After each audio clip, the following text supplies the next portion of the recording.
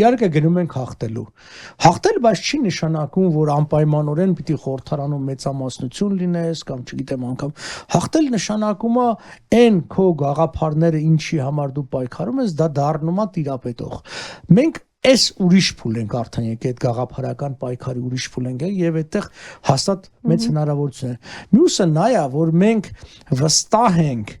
որ աշխարհակական փոփոխությունները, ինչքան էլ մեր շուրջը խառնակ վիճակ է, ըստ էության եւ հյուսիսում եւ հարավում պատերազմներ է։ Դրա միգուցե առանձին ուրիշ հաղորդում կանենք։ Այս երկու պատերազմների ավարտը հոգուտ Հայաստանի Հանրապետությանը լինելու եւ այդ պարագային աշխարհը շահագրգռված է լինելու, որպեսզի լինի հզոր եւ եթե կուզեք ազգային անգամ ազգայնական Հայաստան։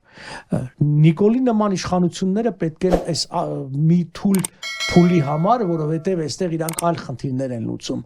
Մեծ աշխարհակական փոփոխությունները մեծ հնարավորություններ են բացելու, բայց դրա համար նաեւ պետքա որպեսի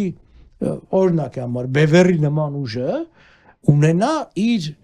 արժանի տեղը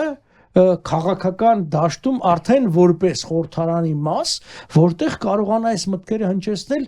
նաև հնարավորություն ունենա մեր գործընկերների հետ շատ հարցեր քննարկելու։ Մենք այսօր անում ենք լոբիզմի շրջանակներում, բայց խորհրդարանին մաս կազմելու պարագայում մենք կարողանանք դա ավելի ընդլայնել եւ դա լինելու է հոգուտ հաստատ մեր ժողովրդի, այնպես որ ժողովրդին կոչ կանեմ